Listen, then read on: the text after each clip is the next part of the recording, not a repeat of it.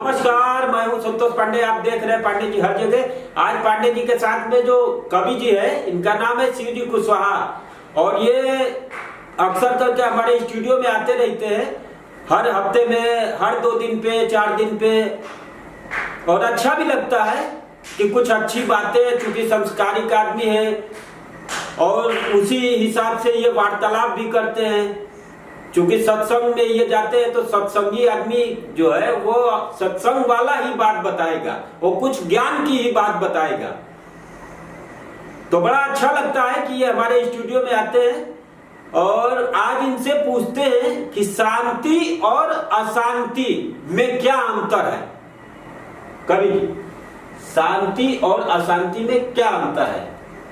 नमस्कार पांडे जी और नमस्कार सभी देशवासी भाई बहनों को, बड़े बुजुर्ग को, छोटे बच्चे सभी को मेरा नमस्कार है। और आपने शांति अशांति पर पूछे हैं तो जवाब जरूर देंगे। ये अभी आप बताए हैं कि आते रहते हैं, तो पांडे जी जब आप बुलाते हैं और जब हमसे सवाल करते हैं तब नहीं तो हमको तो बहुत भाई खुशी मिलती है, तो तभी हम आते हैं जब आप बुलाते हैं, जब सवाल तक करते हैं। और जब तक हम दोनों लोगों का मतलब मिलान नहीं होगा तब तक अच्छा भी नहीं लगता है। नहीं तो हम कुछ और पूछे, आप कुछ और पूछे तो मजा नहीं आता है ना। तो ठीक है, आप सवाल कोई गलत थोड़े पूछते हैं। तो सवाल, दुनिया में सवाल ही सवाल तो है। नहीं तो एक तरीके से सोचा जाए तो ये सब तो मान लीजिए कि आप सत्संगी आदमी है तो उसी हिसाब से पूछते हैं ना, कोई गलत बात तो हम पूछते नहीं। और ना ही दर्शकों को कोई उस तरीके की, ना आप गलत पूछते हैं ना गलत हम बताते हैं। तब जो जानकारी है। और दूसरी बात कि हम कहाँ से लेके आएंगे, हम यहीं पर आप ही लोगों से सीखते हैं, आप ही लोगों से सुनते हैं, आप ही लोगों की बात आप लोगों के पास वापस कर देते हैं और क्या करते हैं। हमारे पास कहाँ से अलग से, हम अलग से कोई कुछ बना सकते हैं? कोई नहीं बना सकता है। तो लेकिन फिर भी आपके पास सबसे ज्यादा ज्ञान है, क्योंकि आपकी लाइन अलग है, हमारी लाइन अलग है। वो ठीक है, कोई बात नहीं है। वो ज्ञान विज्ञान सबके पास है, बशर्ते कि जो जितना समय जिधर देता है उसका जो है मास्टर हो जाता है। तो हम तो मास्टर अभी कहीं के नहीं हैं, कुछ भी नहीं है, लेकिन प्रयास करते हैं कि जो आप सवाल हमसे पूछते हैं तो उसका हम जवाब दे दें। तो पांडे जी शांति की बात पूछे हैं तो हमें याद दिला दिए आप। शांति हमारे सास का नाम है और ससुर का नाम शिव बचन और साली का नाम लक्ष्मी और साढ़ू का नाम अजीत। अब साला का नाम विजयेंद्र और दादा का नाम गंगा विष्णु जानते ही हैं, पिताजी का नाम राम जतन जानते ही हैं, मेरा भाई का नाम श्री भगवान है, मेरा नाम शिव जी है और मेरी बहन का नाम पार्वती है और मेरे दामाद का नाम शिव जी है। मेरे बेटी का नाम साधना है, मेरे बेटे का नाम अविनाश, अभिषेक, रुद्र। इस तरीके से हमारे हैं। हमारे जीजा का नाम राम जी है, मेरे एक जीजा हैं उनका नाम शिव जन्म है, मेरे भांजे का नाम कन्हैया लाल, एक का नाम परमात्मा, एक भांजा है उसका नाम कृष्णा। इसी तरीके से है। तो कलयुग बीज नाम आधारा ये कहा गया है। ये जितने लोग थे वो सतयुग में, त्रेता में, द्वापर में ये आमने सामने मिल जाते थे, भेंट होता था। लेकिन कलयुग में कभी आप देखते हैं कि आमने सामने कोई भेंट होता है, बातचीत होती है? और उस समय नारद जी भी, कौन सब लोग, कितने लोग थे, सब आते जाते रहते थे, भ्रमण करते रहते थे। यहाँ की बात वहाँ की मैसेज सब अभी समय मोबाइल से सारा मैसेज हो रहा है। अभी सारे देवी देवता सारे लोगों को जो है स्थापित कर दिया गया मोबाइल के अंदर। जहाँ से मर्जी वहीं से कनेक्ट कर लीजिए और जो है जो आपका आंसर लेना है ले लीजिए। तो इस तरीके से रिलेशन है। तो आप हमारा रिलेशन भी देख ही रहे हैं कि कैसे कैसे रिलेशन है, कैसे कैसे हमारे रिश्तेदार हैं और भाई। तो शांति की बात हम एक गांव की कहानी से हम आपको सुना देना चाहते हैं कि शांति अशांति की। हाँ, कम समझ में। तो देखिए, यदि हमारे पास बुद्धि विवेक नहीं होगा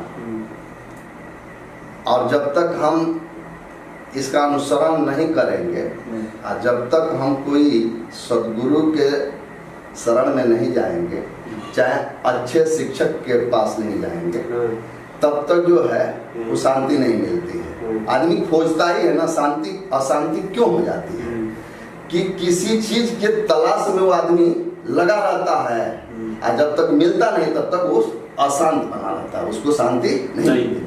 और जब उसको प्यास खूब लगी है, अब पानी जब तक नहीं मिलेगा, प्यास जहाँ लगी है तो वहाँ लस्सी पिलाया जाए, कुछ भी पिलाया जाए, कुछ भी खिलाया जाए, कैसो मकान में रख दिया जाए, एयर कंडीशन में कर दिया जाए, उसकी शांति मिलेगी? शांति तब मिलेगी जब उसको पानी पिला देगा, तो पानी पी लेगा। इसी तरीके से हर आदमी अशांत है, हर आदमी। अब देखिए बीमार आदमी होता है तो पूछता है आदमी, क्या भाई क्या हालचाल है? ठीक है, अब आराम है। और राम, उसको राम नहीं चाहिए, और राम चाहिए। राम और राम, यानी उसको राम की जरूरत नहीं है, आराम की जरूरत है। हमेशा आराम की बात करता है। हमारा जीवन बहुत आराम से बीत रहा है, मैंने राम में नहीं बीत रहा है और राम में बीत रहा है। तो आराम में बीतेगा तो कहाँ ठीक है? उसको तो राम में बीतना चाहिए ना। जब राम उसको मिल जाएगा, राममय हो जाएगा, तब न वो शांत होगा, तब न उसको आराम, वो राम होगा। जैसे मान लीजिए फोड़ा हो जाता है और इलाज होता है, आधा अधूरा ठीक होता है, तो आदमी कहता है कि अब थोड़ा आराम मिल गया है, दवा खा रहे हैं, आराम थोड़ा मिला, मैंने राम नहीं हुआ है।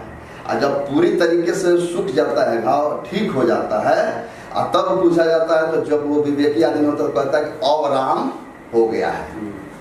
इसके पहले और राम में थे, अब राम हुआ है, यानी कि अब पूर्ण रूप से हम ठीक है, स्वस्थ है। इसका मतलब कि अब राम इसके अंदर आ गया है, तब किसी चीज की कोई जरूरत नहीं है। अब अशांति नहीं है, अब शांत हो गए। इसी तरीके से एक परिवार की कहानी मैं थोड़ा सा बता दे रहा हूँ।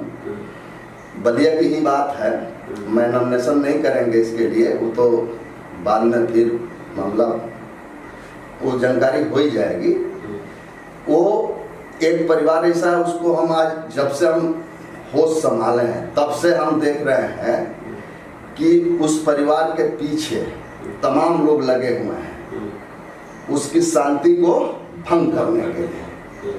अशांत मतलब जो है हमेशा अशांत करते रहते हैं उसको, वो शांति से रहना चाहता है वो परिवार, और शांति के लिए बहुत सारा चीज अपना त्याग करता है, बहुत कुछ करता है, लेकिन उसको जो है लोग शांति से रहने नहीं देते हैं, कुछ ना कुछ उसके साथ अभद्रता करते रहते हैं। और आज मतलब हम 50 साल की बात मैं बता रहा हूँ कि इतना दिन से मैं इस चीज को रीड कर रहे हैं, और परिवार आज भी लड़खड़ा रहा, आज भी परेशान है।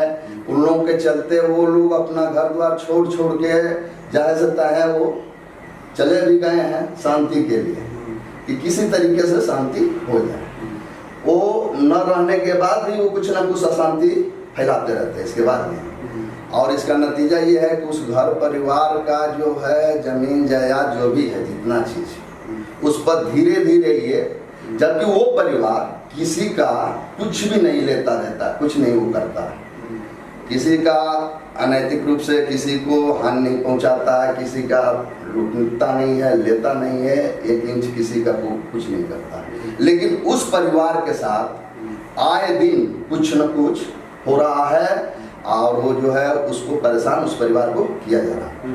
वो परिवार जो है अपने जमीन जायदाद की रक्षा के लिए कोर्ट कचहरी तक भी हो आया, SDM से आदेश करके नापी भी करवा दी अपने जमीन की, और जो है उसको फिर भी उसको छोड़ा नहीं गया, और जमीन आज भी उसको अपने कब्जे में रखा आदमी, और उसके जमीन से जैसे मर्जी जिधर से मर्जी नाली बना देना, जिधर से रोड बना देना, माने उसके उनके लिए उस परिवार के अलावा और लोगों के लिए वो 1 इंची जमीन बहुत कीमती है, और 1 इंची इधर उधर जहाँ जरूरत भी है कि यहाँ 1 इंची हमको देना चाहिए, इसे करने से बहुत कुछ फायदा हो जाएगा, बहुत लोगों को लाभ हो जाएगा, लेकिन वो नहीं करना चाहता। उसको समझता है उसकी 1 इंची इधर उधर तो उसकी शांति भंग हो जाती है।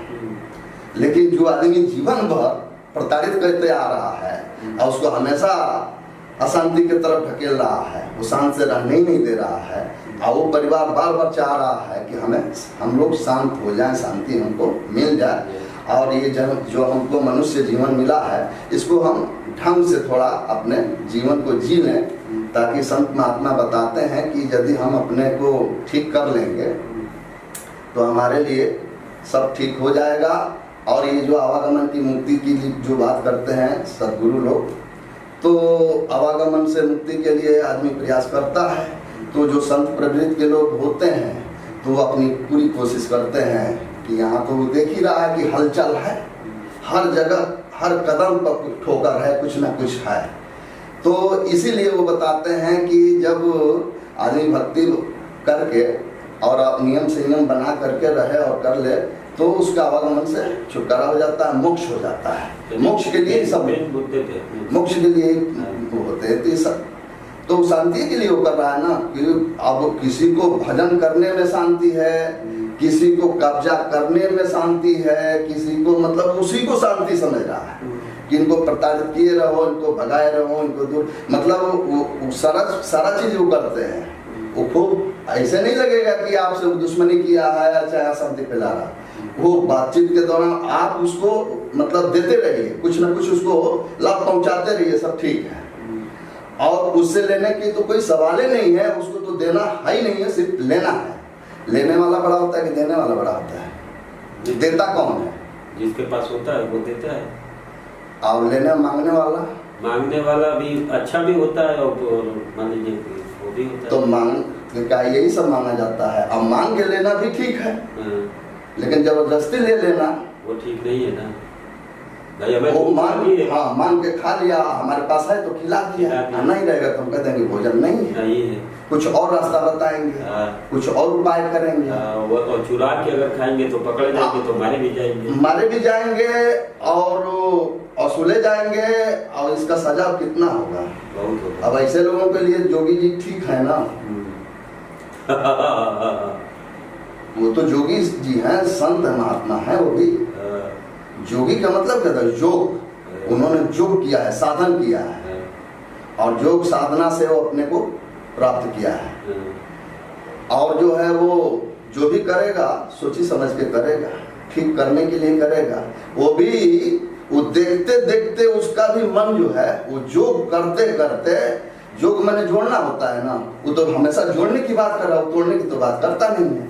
लेकिन अब उसमें कुछ लोग 80% मान लीजिए ठीक ठाक है, उनको जोड़ रहे हैं, और 20% लोग अगर उद्यम मचाएंगे तो क्या करेंगे? वो जोगी जी शांति बने रहेंगे, जोड़ते ही रहेंगे, तोड़ते भी रहेंगे। तो तोड़ना भी तो जानते हैं ना, जो जोड़ना जानता है वो तोड़ना भी जानता है, तो तोड़ता भी है।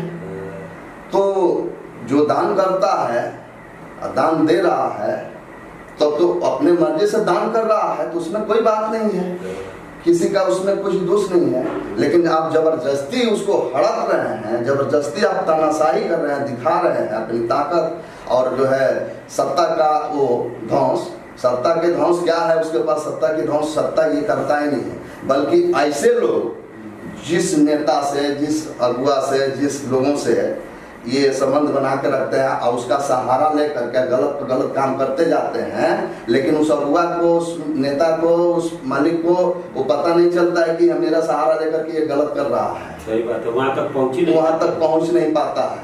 और वो दूसरे को ये दिखा कर, कभी उसके यहाँ एक बार वो आ गया, मिल लिया, फोटो खिंचा लिया, तो वो समझता है कि हम बहुत करीबी हैं, और दूसरे को दिखाने बताने लगता है कि देखो मैं इनके साथ रहते हैं, तो हम कुछ भी करते रहेंगे, कोई बात नहीं।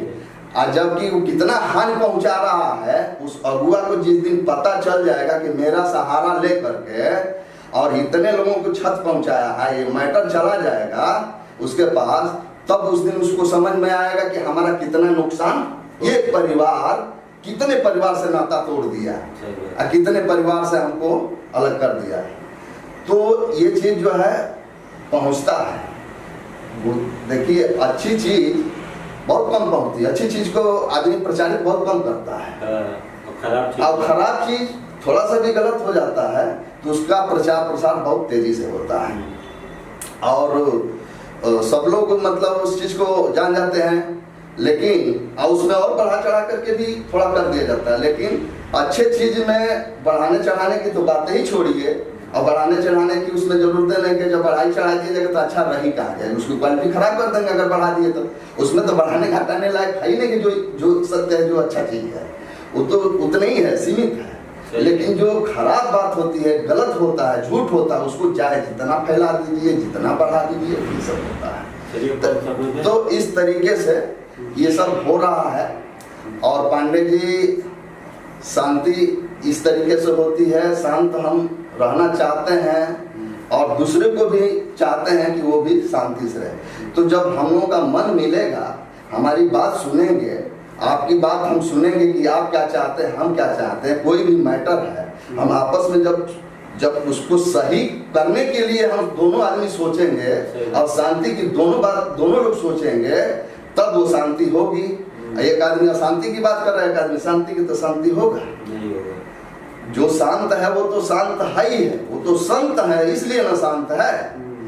एक बार की बात है, उंगली मार डाकू जो था, वो बुद्ध जी के समय की बात है।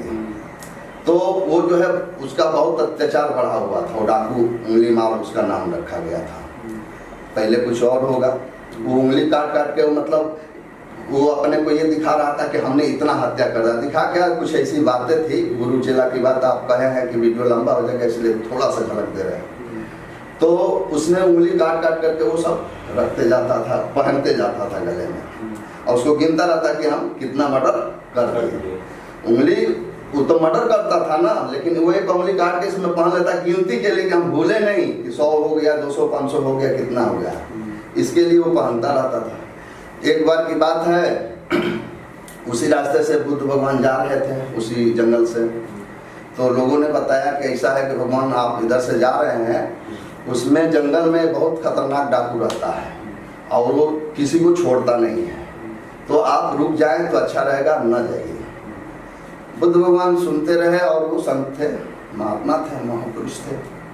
वो चलते गए, उनको कोई चिंता है नहीं, वो जानते हैं कि इसके साथ जो होना है वो होके रहेगा, हम कुछ नहीं कर सकते, तो वो अपना चले गए और चलते जा रहे हैं अपनी चाल में। तब तक उंगली वाल डाकू देखा, तो उसने बोला कि रुको, उनको रोका, बोला कि रुको। तो जैसे जिस चाल में चले थे, एकदम से ब्रेक लगा कर वहां रुक गए और पलट के तुरंत बोले कि तेरे कहने से तो मैं आज रुक गया, लेकिन तू जो कर रहा है ये बताओ, तुम अपना कब रोकोगे? जो डेली तुम्हारा ये चल रहा है प्रक्रिया, इसको तुम कब रोकोगे? अब तो बड़ा उसमें बढ़ गया सोच में कि क्या होगा, क्या करे। फिर दोनों लोगों से वार्तालाप होने लगी। तो जब बातचीत होने लगा तो वो बोले बुद्ध भगवान, कैसा है कि तुम ये सब जो कर रहे हो इसको छोड़ दो। बोला कि नहीं, हम करते रहेंगे, हमारा काम है ये, हमको ड्यूटी में काम मिला है, इतना हमको करना है। तो बोले कि तुम हत्या करते हो, लोगों को जान ले लेते हो, ये ठीक नहीं है। जब अगर मान लो कि तुम किसी की जान ले लेते हो तो जान देने की भी क्षमता रखो, खाली जान लेते ही रहोगे कि किसी का जीवन देने का भी तुम्हारे पास होना चाहिए। बोले कि ऐसा है कि एक पत्ता तोड़ के लाओ, उसमें से पेड़ से एक पत्ता तोड़ के लाया, तोड़ दिया, अलग हो गया पत्ता। अब बोले कि तुम ऐसा करो कि ले जाकर फिर वहीं पर लगा दो उसको, जहाँ से तोड़ के लाए हो वहीं पर सेम कर दो इसे। तो बोला कि ये कैसे होगा? तो बोला कि तुमको तोड़ने का अधिकार है, जोड़ने का अधिकार नहीं है। तुम जान लेते रहोगे तो तुमको किसने ये अधिकार दे दिया कि तुम लोगों की हत्या करते रहो, जान लेते रहो? तो मैं आगे नहीं बढ़ाऊंगा। इस तरीके से शांति उसने जो है अब उस ज्ञान हो गया, नतमस्तक हो गया, और उसको बोले कि चलो हमारे साथ, अपने साथ ले जा करके उसको संत बना दिए। एक जगह प्रवचन हो रहा था बैठ के, उसमें भी बैठा था, वो भी बैठा था, उंगली माल भी जाकर के वहाँ। अब तो समर्पण कर दिया अपने आप को, अब वो काम करना नहीं है, बदल दिया, चेंज कर दिया। तो जब तक डाकू था, एक आदमी उसका एक रोमा टेढ़ा नहीं कर पा रहा था, उसको कुछ नहीं कर पा रहा था। और जब वो संत बन करके और बैठ गया प्रवचन में सिलेंडर करके, तो लोगों ने देखा कि अरे ये तो यही उंगली माल है जो डकैत। अब उसके ऊपर फटाफट जो है पत्थर ईंटा फेंकना चालू कर दिए, मारने लगे। अब चुपचाप अपना पत्थर ईंटा सह रहा है। अब बुद्ध भगवान भी देख रहे हैं इस चीज को। फिर उसके बाद कुछ देर चलाए, उसके बाद रोक दिए, बोले कि अब आप लोग बंद कीजिए। बंद किए, अरे भगवान ये तो डाकू है आकर के यहाँ बैठा। बोले कि अब डाकू उंगली मार डाकू ये नहीं है, ये संत हो गया है, यहाँ बैठ गया, झुक गया, समर्पण कर दिया तो ये संत हो गया। बोले कि चलो जितना इसने पाप किया था उतना ब्लड इसका आप लोग ईंटा मार मार के निकाल दिए। अब इसकी दूषित ब्लड जो है निकल गया है, अब ये शुद्ध हो गया है, अब ये संत हो गया है, ये वो उंगली मार डाकू नहीं है। तो उसको शांति इस तरीके से मिली। वो भी तो अशांति फैला रहा था ना, और उसके चलते पूरा एरिया जो है अशांत था, और वो शांत हो गया, बैठ गया, तो कितनी शांति हो गई। इस तरीके से लोग जो है पाने के लिए हमेशा अशांत हुए रहते हैं। मैंने हमेशा जो उसके पास है, जो उसके पास मौजूद है, उससे संतुष्ट नहीं है। उसको भूल जाता है कि ये मेरे पास है, उसको संभाले देंगे, वो कहीं कुछ और हो रहा है। लेकिन वो लेने के लिए, इधर से उधर खसोटने के लिए, लूटने के लिए हमेशा दिन रात प्रयास कर रहा है कि क्या ले ले, किसका छीन ले, किसका हड़प ले। मतलब वो अपने दमनी में, चाहे जैसे भी बाहुबली बन रहा है, चाहे ज़्यादा जनसंख्या उसकी है परिवार की, अब जनसंख्या है तो दूसरे को धमका रहा, डरा रहा है। जनसंख्या तो जब जमीन बंट रहा है, एक 4 अंगुल आ रहा है, एक कमरे बनाने की जगह, तब क्या हो रहा है? उससे तो दिखा रहे कि हमारा इतना परिवार इतना लंबा है, ये कर देंगे। और जब तुम्हारी जरूरत आपस में पड़ गई, एक बिता नहीं है, तो उसके लिए रो रहे, तब छीन छीन के हड़प हड़प करके बनाओगे। और उसके लिए तो बाहुबली तुम करेगे, हम इतना है। तो शांति अशांति पांडे जी यहाँ है।